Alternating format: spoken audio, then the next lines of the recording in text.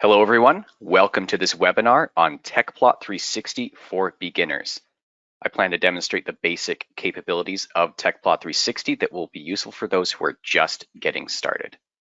The tool I will be demonstrating today, Tecplot 360, has been our flagship software for years and has long been trusted as a multi-purpose post-processor by engineers and scientists to remove any doubt in their designs or analyses by providing clear visualization of their complex data. Tecplot 360 can efficiently handle large billion-cell datasets for you to visualize your simulated or experimental data from multiple industry-standard data formats. And our own proprietary data format, SCL, or subzone load on demand. SCL format divides large volume zones into smaller subzones that are not loaded by Tecplot 360 until a plot element demands it, resulting in reduced memory usage and faster manipulation of the data. In addition, the built-in CFD Analyzer toolkit in Tecplot 360 also gives you the option of performing integrations, extracting key flow features such as vortex cores and shock surfaces, calculating new variables, and more for additional analysis of your data. Another benefit of using Tecplot 360 is the ability to not only create visually impressive 3D plots, but also create 2D and XY plots for detailed engineering decision-making. Multiple frames give you the option of viewing these different plot styles linked together in the same workspace. And lastly, the Python API for Tecplot 360 named PyTecplot builds upon this by not only allowing you to automate your work in Tecplot 360, including through distributed parallel processes, but also opens up tools for analysis of your data to include Python libraries like NumPy or SciPy. So here is the agenda for today. I plan to provide a quick tour of the Tecplot 360 user interface and workspace. Then I will show how to load a data set, how to manipulate the data in our plot view once it has been loaded. Then I will step through the visualization options for the data with different zone layers and derived objects like slices, isosurfaces, and stream traces. After that, I will demonstrate two different options for calculating new variables, then show how to extract from our data over time, and then from that to create an XY line plot from the extraction. And finally, how to save the results of our work and export as an image or video file. And then we will close with your questions. So the dataset I will be using is from ANSYS Fluent of an unsteady sailplane simulation. I'll be using Tecplot 360 2022 R2, which you can download from our website at tecplot.com/products/tecplot-360. So let me switch over to Tecplot 360, and what I've got here is a new instance of Tecplot 360. And in the middle, we are presented with what is called the welcome screen. So the welcome screen includes links for opening new or existing layouts, loading data sets, links to any recent layouts that I've used, links to the documentation as part of the install. If we have internet access, we'll have links to online resources shown here. And then in the bottom right, contact information for our technical support team, which I highly recommend using if you do have any questions during your use of Tecplot 360, and you can email them if you do have an active license of Tecplot.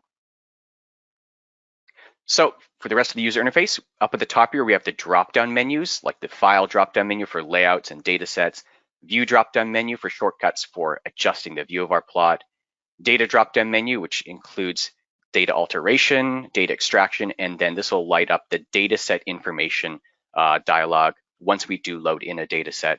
And then over here, the analyze drop-down menu, which includes the calculate variables dialog, which I will show later on in the demonstration.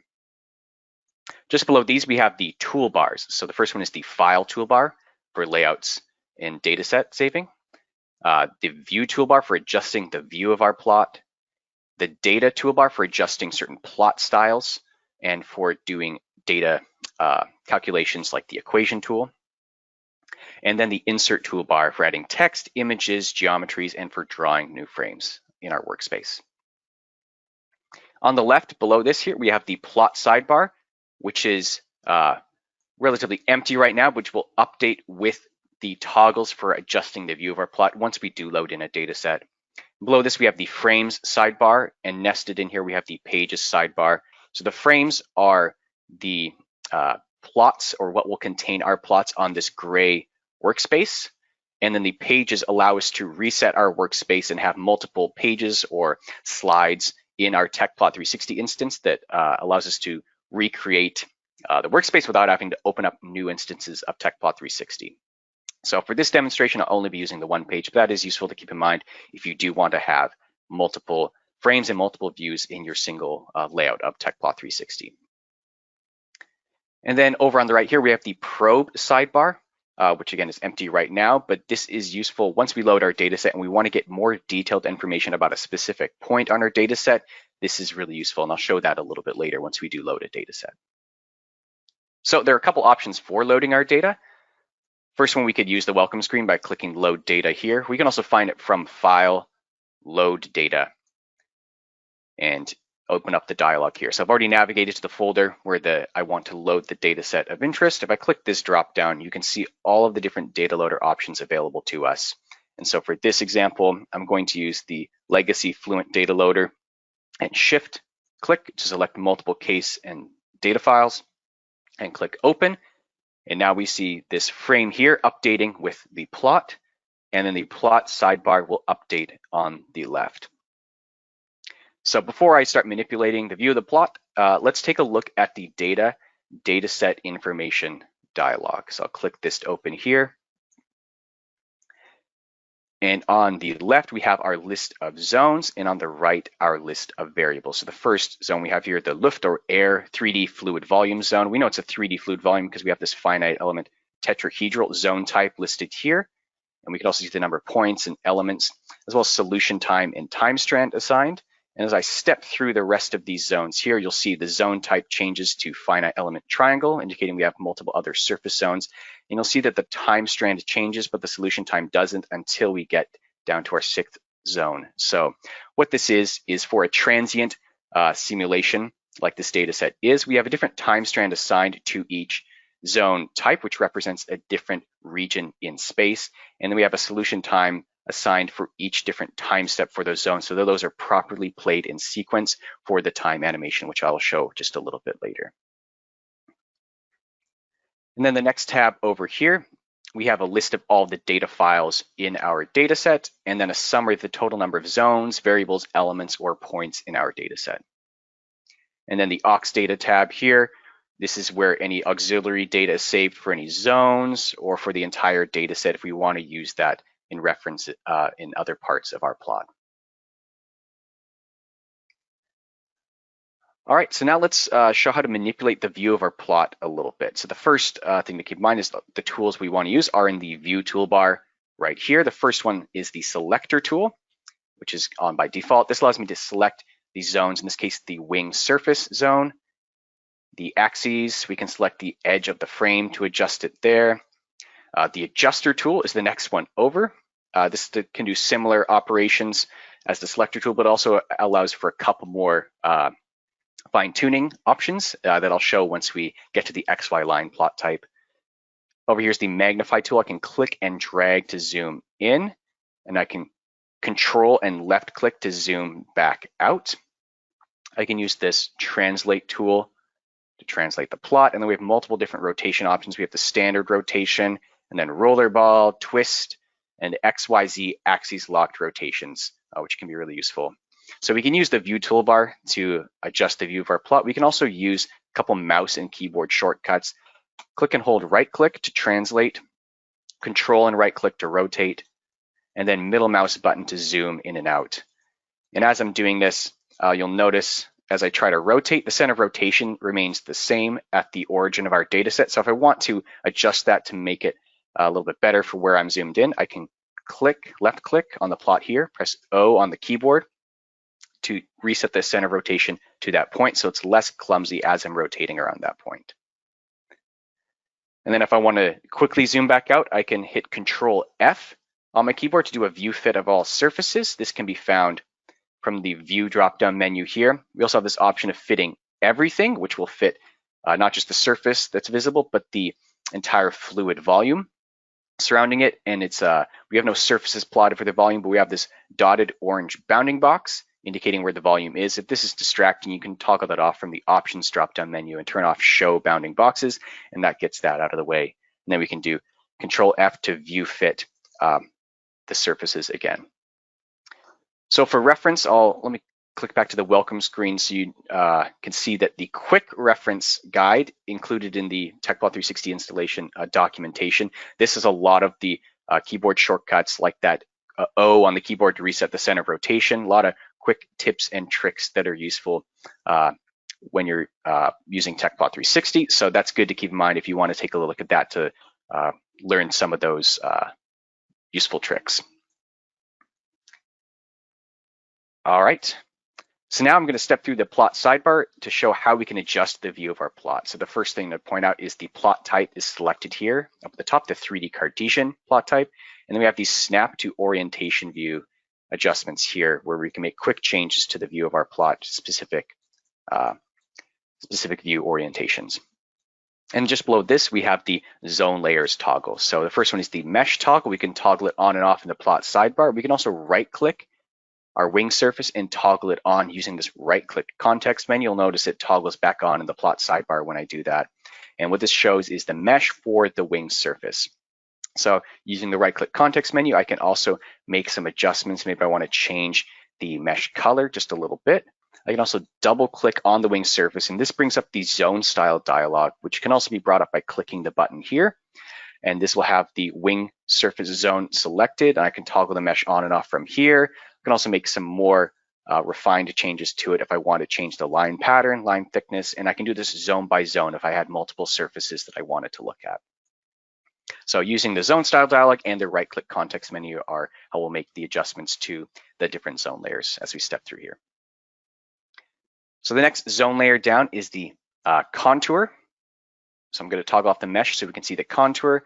And if I do view fit, what this shows now is it'll flood the wing surface with a contour showing the change in the pressure variable. And what I can do is I can step through the different solution times to see how that pressure variable changes along the wing surface over time for each of our different time steps. So if I want to make changes to the way this contour appears, I can double click the contour legend. I can also open up the contour legend or the contour details dialog by clicking the gear icon to the right of the toggle here. And if I go to the levels and color tab, this is how we'll make adjustments to that. So up at the top here, you can see we can have up to 8 different contour groups. We have the first one selected, and we can choose which variable we want from the drop-down list here. I can remove or add levels at specific values by entering them here, or I can click set levels and specify a minimum and a maximum and a distribution of the contour levels to quickly reset those to add or subtract the contour levels as needed. And then below this, we have the color map options. So if I click this drop down, you can see all the different color maps we have available to us. And let's say I want to change to a sequential blue color map. And if I make adjustments to the color map control points here, you'll notice that the name changes from sequential blue to a modified version of that color map. So now we have a customized version of that color map. And if I want to reuse that, I can click this gear icon here and export it, and then import it back in a new layout or new instance of Tecplot 360 if I want to reuse that same custom color map that I've created. Below this, we have the option of changing the color map distribution method. So the banded shows divisions between the contour levels.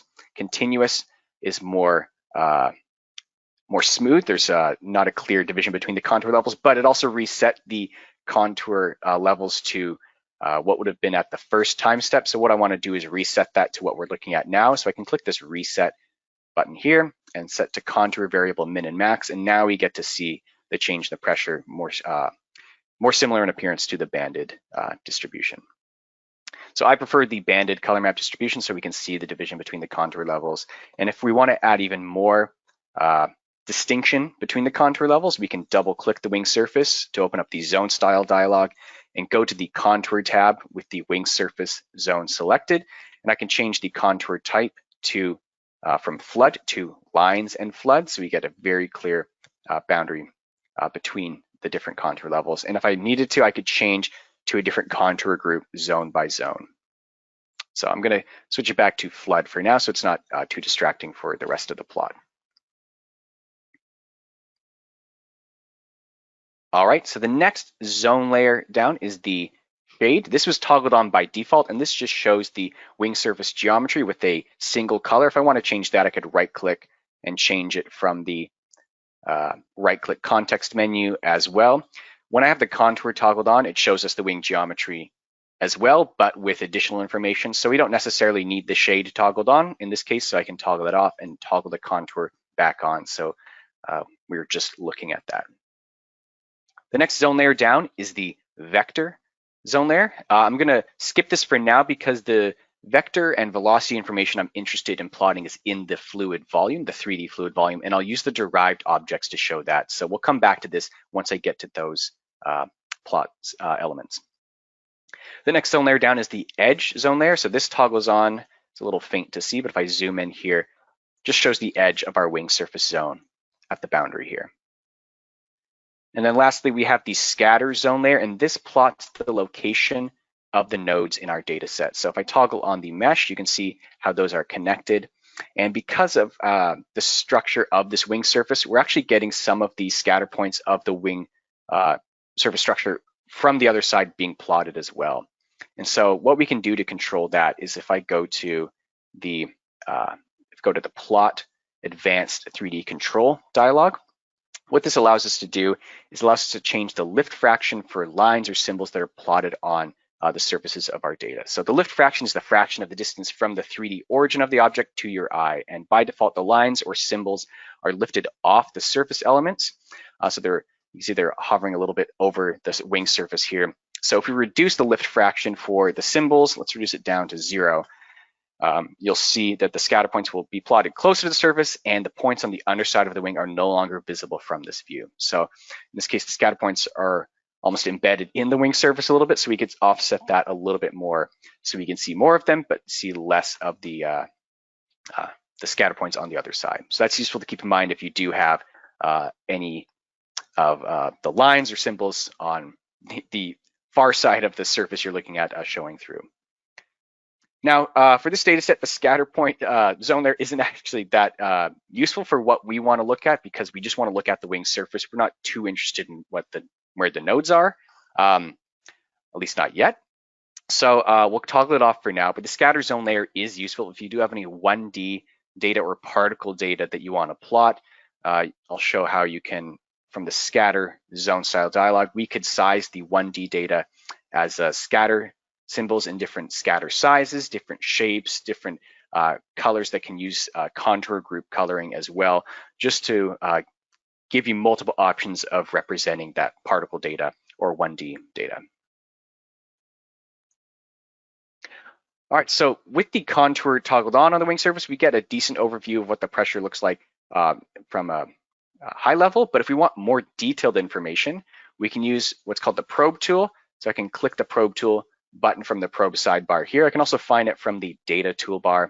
And what this allows me to do is if I left click on the wing surface with it selected, this will update the probe sidebar with the variable values at that specific point we just probed at. So the first tab here is the variable values tab for taken from the nodes. So we have these asterisks next to certain variables like the pressure and the XYZ velocity, indicating that the value has been interpolated. So it's been interpolated from the cell center. So if we go to the cell center tab, we get the exact value for those pressure, XYZ, and other contour type variable values. And if we go to the zone and cell info tab, if I probe again, this gives us info about the zone, which stays the same. So that does not update, but the cell info portion gives us more information about the current element and then the relative or respective nodes for that element as well as I probe. And then the face neighbor tab gives us information about neighboring cells for face neighbor connections. So we'll use the probe sidebar a little bit later as well, and this is a great way to get specific information at or more detailed information at specific points for our data set. All right, so now I'll get into some of the derived objects so we can get some information about the fluid volume that surrounds the wing surface that we're looking at here. So the first one I want to show is the slices tool. If I can click the slice placement tool here, And with this active, I can left click, and now we get a slice, a 2D slice that intersects the fluid volume at that point along the wing surface. And I can click to adjust the slice location if I want. And while I have this active, I can also press X, Y, or Z on my keyboard to adjust the orientation of the slice. I can press A to create an arbitrary slice, and this adds the arbitrary slice placement tool, and I can use this to make a custom slice orientation if I want to change that. And if I click the slice details dialog, this gives me even more options for adjusting the arbitrary slice rotation if I want to specify the normal direction, and then the number of degrees that are stepped through every time I do a slice rotation. So that can be really useful if you have more complicated geometry or you want a custom slice orientation. But for this layout, the Y planes slice is going to be perfect for what I want to use. And I can specify the exact slice origin, so we're intersecting it right at the wing surface there. And so we have a couple different slice options available to us. First one is the primary slice, which is just the one slice. We can also have start and end slices, and if I zoom out, you'll see we have a slice placed here and here, and if I toggle on intermediate slices, we'll get one drawn between those, and we can add additional intermediate slices. So this allows us to plot multiple slices without having to use an additional slice group. So you can see we can have up to 8 different slice groups, just like we can have up to 8 different contour groups. But this way, we use a single slice group while still plotting multiple slices. So for this demo, I just want to use the single primary slice that's right on the wing surface to create the rest of the plot. And now, because we have a slice, which will act similar to a surface that's cutting through the fluid volume, we can use this to plot the vector information. And so what I can do now is right click and toggle on vectors for the slice. And this prompts me to choose my vector variables. I can click from this drop down to change it. But in this case, the ones that have been automatically selected look good. So I'm going to click OK. And now we'll get vectors plotted along the slice, showing the flow field characteristics where the slice is intersecting the fluid volume. So you'll notice here, I'll toggle on the mesh so you can see this as well. The slice is built based on the mesh of the volume that it's slicing through, and this gets more precise as we get to the wing surface. So it looks a little bit cluttered with all the vectors plotted at all of those nodes close to the wing surface. So what we can do, so I click this gear icon for the vector details dialog, which is to control the vectors for our entire frame that we're looking at here. This allows me to change the vector variables if those need to be adjusted. I can adjust the vector length from here. And then we have this toggle for use even vector spacing. And what this does is it'll plot fewer vectors. So we're just skipping over some of those nodes that we would normally plot each vector at. And we're just going to plot nothing for those. And this way it cleans up the vector plot quite a bit. So there's no data interpolation, no calculation done. We're just plotting fewer vectors. And so this is a quick and easy way to make a tidier looking vector plot if you do have a mesh of that type where it's more precise in certain regions and a little more coarse in others. All right, so the next derived object I want to show is the stream trace tool. So that's just below the slices here. And this also uses the assigned XYZ velocity vector variables. But instead of just plotting the vectors on a surface, if I left click with the stream trace placement tool here, this will place a stream trace at that point, and now we get to see the velocity information integrated along the length of the volume domain. So before I show that more, let me use the right-click context menu on the slice to toggle on translucency, and let's increase it a little bit more. So that way we can see the wing surface behind it, but we can also see the stream trace on the other side of the slice as we're placing more and more of these. There we go. All right, so back to the stream trace tool. I can, like I said, I can left click to place multiple stream traces. I can click and drag to place a rake of stream traces, the default of which is 10. So we have 10 stream traces placed placed there. I can click the gear icon next to the stream traces toggle to open up the stream trace details dialog. And this allows me to change the number of seed points for the rake of stream traces, so I could reset those and draw again to update the plot with those stream traces. So we have a couple different options for stream traces.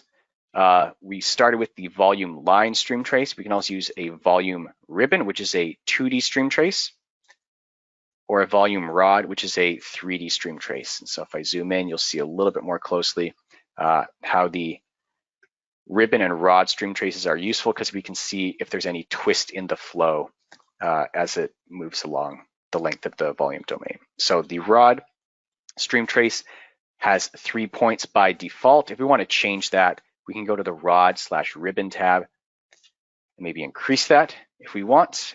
We can also use this to change the color that's used for the rod and the ribbon stream traces so that they stand out a little bit more. And we can do a similar thing with the volume line stream trace, maybe increase the line thickness a little bit if we want to have that stand out as well. There we go. So let's say maybe I want to adjust this a little bit more. Maybe I want to just use volume ribbon stream traces, and we're going to use the stream trace placement tool. Let's do 12 stream traces seeded. I'm going to refresh our view there. Click and drag to place the rake of stream traces just above the wing surface here, and update the view of our plot just a little bit. There we go. All right, the next derived object I want to show is the isosurfaces tool. And for that, I'll click the gear icon next to it to open up the isosurface details dialog. And what this will do is it'll draw a surface at a specific variable value that's dependent on a contour group selected and a value entered in here. So what I'm going to do is draw an isosurface at a specific pressure value. Let's say I want a pressure value a little bit off the wing surface. So we'll just probe here to grab the pressure value at that point. You can right click and select copy, Control V to enter it into the value for the isosurface shown here, and then toggle on isosurfaces. So now we get a surface indicating where that specific pressure value is in the volume, not just at a single slice point. So now what this will do is it will obscure a lot of the wing surface. So like the slice, we can right click the isosurface and toggle on translucency so we can see through it, but still get an indication of where that surface is. And while we're at it, we could also toggle off the vectors for the wing surface just for now, so that the rest of the plot is a little more visible. And so with the isosurface created, we can reset our time animation and then step through and see how that isosurface and how that pressure value moves along throughout the time animation. All right, and the next two toggles in the plot sidebar are for adjusting the view of our plot. First one is the lighting. We can toggle on and off the lighting. We can adjust the light source if we want to change that. We can also toggle on translucency. And so this is the translucency for the wing surface. So if I toggle this on and off, you can see that changed here. We could also use the right-click context menu to toggle it on and off as well. For each of the derived objects, the translucency needs to be controlled by either using the right-click context menu for each of them, or in the details dialog, where it can be found there, where we can adjust it and toggle it on and off. All right, so that's a quick overview of what we can do with the plot sidebar. Next, I'll show some more analysis style tools in Tecplot 360, starting with how to calculate new variables. So the first way we're going to do this, I'm going to show two methods. And the first way is go to the Analyze drop-down menu and select Calculate Variables to open up this dialog. And what this does is it gives a list of predefined functions for variables that are useful for CFD analysis. So this is great if the variable you want is in this list. So in this case, let's say I want to calculate a velocity magnitude variable. I have XYZ velocity vector variables, but maybe I want a contour variable to plot with and need to create a velocity magnitude variable for that. So I'm going to click OK to select that. Here I could change where the variable location is if I want, change it to the cell center so it matches where the XYZ velocity variables are saved as well. And then click calculate, and we get this notification saying calculate on demand was successfully set up. And that's this toggle right here. And so what this means is I'll show the dataset information dialog to show what this looks like initially, because we get added to our variable list this new velocity magnitude variable, but the variable status is not loaded. So the equation has been set up, but it hasn't been calculated and loaded because there's no plot element that currently demands the velocity magnitude. And so that's what this calculate on demand toggle will do. It'll set up the variable, but doesn't do any calculation or loading until we actually need to use it in the plot. So let's do that. Let's change that right now. So I'm going to close this down, and here I'll toggle off the ISO surface for now and toggle off the stream traces just for now to show the change in the contour that we're going to be using on the slice. So let's say we want to keep the pressure on the wing surface, but we want to show the velocity magnitude on the slice. So I can double click the slice and go to this contour tab for the slice. And so that I don't interrupt the first contour group that uses the pressure on the wing surface, I can select a second contour group to use on the slice.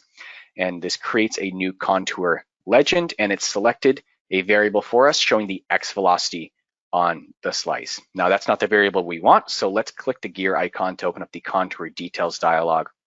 And from here, you can see that the second contour group has been selected. I can click this drop-down menu and select this new velocity magnitude variable. And if I go back to the dataset info dialog, we'll see that this velocity magnitude variable has now been loaded, and we get the minimum and maximum for the current zone selected, which is the fluid volume zone.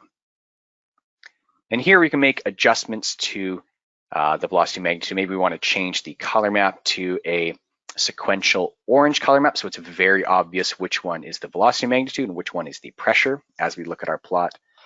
So that stands out a little bit more. So that's one method of calculating a new variable. The other method, I will use our data alter specify equations tool. So what I'm going to do in this case, I'm going to calculate the same variable, but what this requires of us is to specify the exact equation that we want to use in order to calculate the variable. We can use this to calculate zone by zone. We can use it to modify existing variables. So I'm going to create a new velocity magnitude variable. I'm going to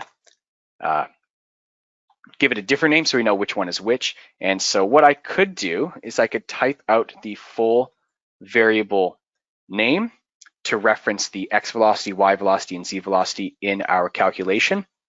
But because these are assigned as our vector variables, we can use the shorthand of U to reference our X velocity U assigned vector variable, and use that for the rest of the equation. We can do the same thing with our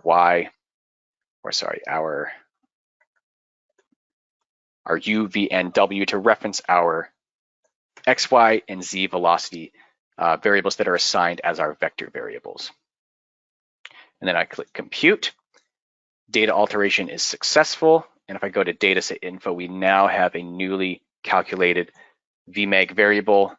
Same result here. So we get the same minimum and maximums. In this case, we could use either, but that's just to show how there's multiple approaches we could use to calculate new variables. If you want to use your own custom equation, use the specify equations tool, and you can save that to an EQN file and load it back in if it's an equation that you're using over and over again.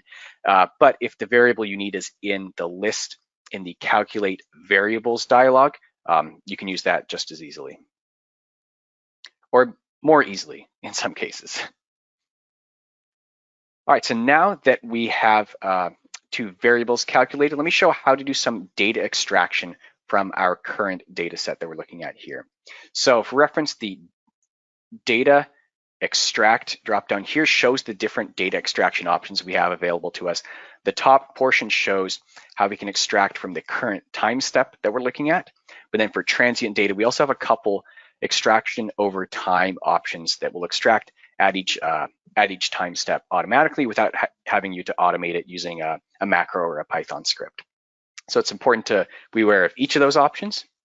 But for this example, what I want to do is an even quicker and easier data extraction, and that's the probe to create time series plot, which is found under the Tools drop-down menu here. So if I select the tool from the list, and if I left-click on my plot, and similar to the probe tool, this will probe at that point, but it will extract a new data set showing initially the first contour group variable, which is in this case is the pressure, and how that changes over time at that specific point. So if I left click on this newly created frame, we'll see that the plot sidebar updates, and we have the XY line plot type selected for this data set type. And so what I can do is I can click the mapping style dialog, which is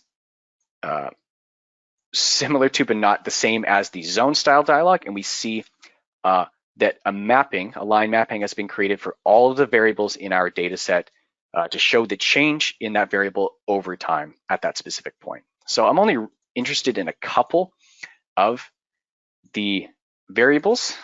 In this case, I just want to see the pressure. So I'm going to delete the other mappings. But then if I change my mind and I want to add in a new variable or plot a new variable and need to create a new mapping, I can do that by clicking here, create map. I will keep the default x-axis variable versus y-axis variable for one zone. Keep the x-axis as the solution time. I want to change the y-axis to one of these velocity magnitude variables and keep the same zone. So I click OK. Now we get the pressure and velocity magnitude both plotted on the same axis, and if I do Control F to fit all the mappings, we can see that we get the pressure change over time and then the velocity magnitude change over time. Now there's a couple of things we really ought to do so these are seen more clearly. The first thing to point out is that the range of the velocity magnitude values does not quite match that of the pressure, and so what we'll want to do is change the y-axis that the velocity magnitude is plotted on, and that way we can get to see the closer or more more detailed range of the velocity magnitude and the values of that change there. So now what we can do, we could also right-click the line mappings to make changes to them. Maybe I want to change the line color for the pressure to be blue or purple, and I can change the velocity magnitude to orange, so maybe it matches the velocity magnitude in the 3D plot. I can change the line pattern to dashed, so that stands out a little bit more. And then if I want to change multiple line mappings, in this case, let's change both, I can go to the Lines tab of the Mapping Style dialog, and maybe I want to increase the line thickness so that those stand out a little bit more. And then from here, if I go to Plot, Line Legend, and toggle on Show Line Legend, now we know which line represents which mapping. So the first one, pressure, that's very clear. Map 1, not specific enough for what we want, so we want to rename that under the map name in the Mapping Style dialog. So if I double click here, I could type out velocity magnitude. I could also use dynamic text, so if I type in ampersand dv ampersand, which stands for dependent variable, it will now show the name of the dependent variable that's used to set up this line mapping. So that's a quicker way to adjust the line legend labels rather than having to type out the line mapping name over and over again. All right, and then from here, we can use that adjuster tool to maybe just bring the axis titles off a little bit so it's not quite as tight there. And if we go back to the 3D plot, we can step through the different solution times, and we see that we have this bar indicating what solution time we are at and what the variable value would be at that point. Now, this shows up behind the line legend in our XY line plot, so let's just fill that in for the line legend so that it doesn't obscure the titles or the labels used for the line legend at all. All right, so now, if I go back to the 3D plot, the XY line plot does obscure part of that view. So what we can do is tile these frames from the frame drop-down menu, and let's just put them one over top of the other. And so let's make a couple final changes to the 3D view. Let's toggle those stream traces back on for the contour legends If I want to have those filled in as well, so those aren't obscured by the background. And then I can move these a little bit further off the plot so they're not obstructing the slice quite as much. And then maybe I want to toggle on that isosurface again for that final time step. There we go. So if we're happy with the way the layout looks now, or we just need to save our work and come back to it at a later time, what we want to do is go to File, Save Layout As. And so what this allows us to do is save in two different layout options. The first is the linked data layout or .lay file. And what this will do is it'll save all the layout information. So that's all the, if we have multiple pages, it'll save that. It'll save the information for each frame. So it saves a separate .lay file that will point to the data sets used in the creation of the layout. So that's a more lightweight file, but you do have to keep track of the data files that it's connected to. The second layout type is the packaged data layout or .lpk. And what this does, it'll save the layout information and resave the data set as a Tecplot binary file or as Tecplot binary with the layout information all in one file. So you get the layout information and the data set resaved in a single .lpk file. So it's going to be a little bit larger of a file because it's resaving the data, but this allows you to just send one single layout file if you want to share with your colleagues or you need to transport from one machine to another. So we make both options available to you depending on what makes the most sense for your workflow. So in this case, I'm just going to use a linked data layout. So I'm going to resave this final layout.lay. It's going to ask me if I want to replace it. I'll click yes. And then we get this notification indicating that the data set attached to frame 2, that's the one below here, has changed and could not be journaled. And to restore the layout at a later date, the data set must be saved to a new file and the new file referenced by the layout. And so we're going to click yes, so we can resave.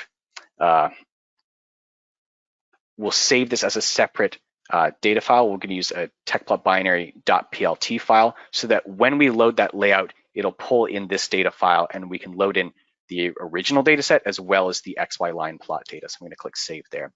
So currently, this is the workflow, but we do plan in a future release, we're working to have Tecplot 360 keep track of the data journals changes so that you do not need to resave. So that's something that will likely change in an upcoming release, but just be aware of this is the workflow as it is in Tecplot 360 2022 R2. So now we've saved our layout, so we can come back to this at a later time if we need to. And now let's show how we can export our work visually as an image or as an animation. So first option for image, if I go to File, Export, this will bring up the export dialog, and we have multiple raster and vector image export options available to you depending on what you need to use it for. And then you can export in multiple frames if we want to do one frame at a time, all frames, or the work area, which is everything over this gray background workspace. We can change the width that the export will use, and we can toggle on and off anti-aliasing if we want a really crisp and clean looking image export with anti-aliasing, or we can toggle it off if we just want a quick export if we're doing multiple images and just want a quick and easy way to share our work. So we have that available to you if you want to export as an image. And then if you want to export as an animation, we have this animate drop-down menu, which shows all the ways we can animate, first of all, in Tecplot 360. So if I click on time, this brings us to the time animation details dialog. And then if we click this film strip icon, this gives us the export options for this animation type. So if I click this drop-down, you can see we have multiple different video formats we can export to, or we can export as a sequence of images where each time step will be exported as a single image that we could then stitch together to create our own animation, or we could just keep them separate in a different time step. And then similarly, can change the region, use anti-aliasing as needed for the export. All right, and that concludes what I wanted to demonstrate for this beginner webinar for Tecplot 360. So now let's get into some of your questions that have come up. All right, thank you, Jared. Brandon. Yeah. Yes. So we've had a couple questions that came up. We were able to answer one of them just online already here, but the question was, is it possible to delete a specific data file after I load them in? And that would be deleting a zone from a volume or a surface zone, for instance. But I thought it'd be helpful just to review that in the GUI. Yeah. So Yeah, yeah, good question. So if we go to data, delete zone. So we can do it with variables as well, but with zone, this allows me to remove any zones that I may not need. So maybe I just want to look at the the Luft or the air fluid volume wing zone, or sorry, the fluid volume zone, and then the wing zone. So I could delete the other zones if I don't need them in my data set. Yeah. great. Thank you. And then we had one more question about, can we have a 2D plot on a plane on the wing at a given cross section? So I'm assuming that would be a slice, let's say an X slice. And I think this questioner is wondering if we can have a 2D plot of a of that plane on the wing at a specific cross section. Yeah, so we do have a couple options for doing that. It involves some data extraction. So what I'm going to do here is, here I'm trying to place the second slice there. There we go. So what I could do is, so I've created a new slice group so I don't interrupt the other one. Let me turn off stream traces so you can see what I'm doing here. So I've created a second slice group and I've changed the slice location to be in the X-planes direction. And then if I change slice through to surface zones, now we're slicing along the wing surface. And once I've created the slice at the position that I might want, I can click extract slices, make sure that I'm extracting the slice group that I'm interested in this case, just the second slice group, and we'll click extract there. And then from here, what we can do is, rather than interrupting that other XY line plot, let's create a new one. There we go. And let's select the one of the extracted slice groups at that wing surface location. And then from here, I could show what the pressure looks like. In this case, let's do it across the y-axis so we can see the behavior along the wing surface from that extraction. So we can do this with multiple different slices intersecting it if we wanted. So there's a couple steps involved. So again, creating a new slice on the appropriate surface you want to look at, extract the slices, and then from there, create the XY line plot type, and then create a mapping that references that slice zone you just extracted. And there's a question on if we can use ANSYS Forte results in Tecplot for post-processing. And I can take that question. That's a good question. I think we'll need to look into that. I don't think we have support for ANSYS Forte at this time, but we can look more into talking with the development team and trying to support that as well. If you can reach out to us over support@tecplot.com, and then maybe we can talk with you more to get your data set, and there might be another way that we can load your data into Tecplot 360. Is it possible to extract a part of the zone from the original zone? So if I'm understanding this correctly, if you want to extract just a subregion of the original zone, there are a couple ways we can do that. So one thing we can do is use value blanking. So I'm going to toggle off stream traces so you can see it again here.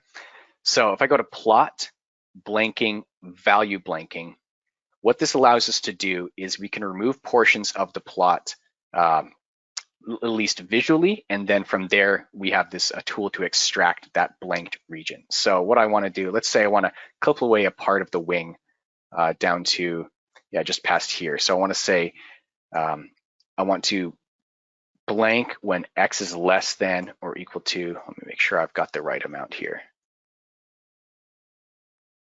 Yeah, less than 2.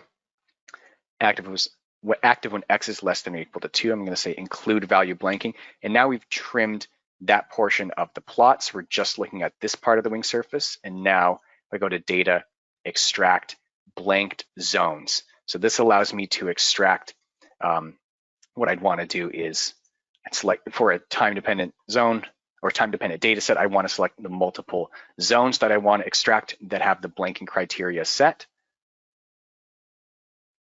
I'll select OK. And then if I go to dataset info, we'll see these newly extracted wing zones that will have the change in the X min and maximum according to the blanking criteria that I've just set.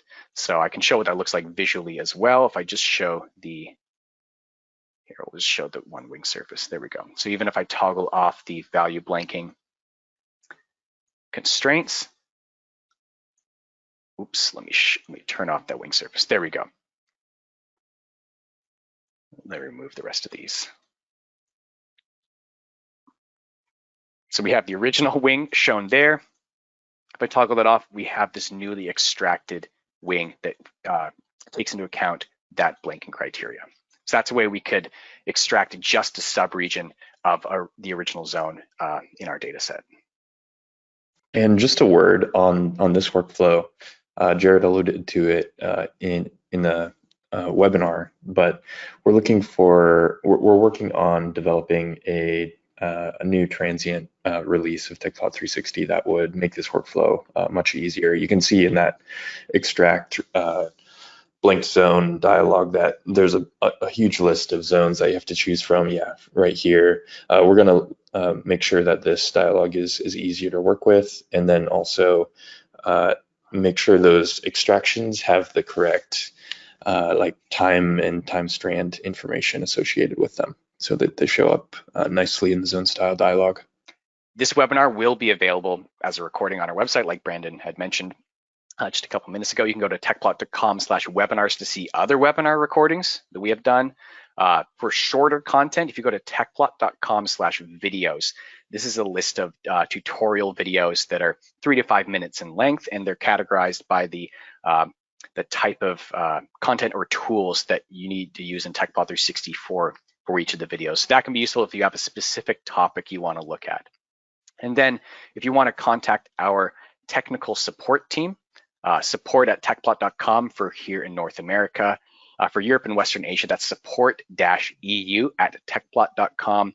And then for other regions, for our distributors, go to tecplot.com/distributors to see the contact information for some of the other regions around the world. All right. It looks like we have one more question. And does Tecplot accompanied with Converge have all the capabilities that the standalone application has? And I think me and Jared can chime in on this, but the answer to that question is simply no. But it's similar, but there are many data loaders that are not going to be available for Tecplot for Converge and other versions or packages that you might have with other softwares where you can use Tecplot. There's going to be also like a limit to the number of pages that you can load in, and also the number of windows, I believe, too, of Tecplot. Yeah, that's correct. So you'll be limited on the number of frames and pages you can use if you're just using Tecplot for Converge. The other thing to point out is you do not have access to all the different data loader options available to you. You're going to be limited to the data loaders that are Tecplot data loader and for loading in Converge files, but you don't have the other data loader types. And for automation, so I haven't shown this in this demonstration because this is a webinar for beginners. We do have other webinars about using Python and macros, but if you're using Tecplot for Converge, you're going to be limited to running it in. You're going to be limited in the automation options available to you just a little bit. Okay, I think that's it. Cool. All right. Well, that's good for now. Again, you can send us questions after the webinar. Support@tecplot.com. But otherwise, thank you for your time, everyone, in attending. Hopefully this is helpful for getting started using Tecplot 360 for your own work. And yep, thank you, everyone, and have a good day. Bye for now.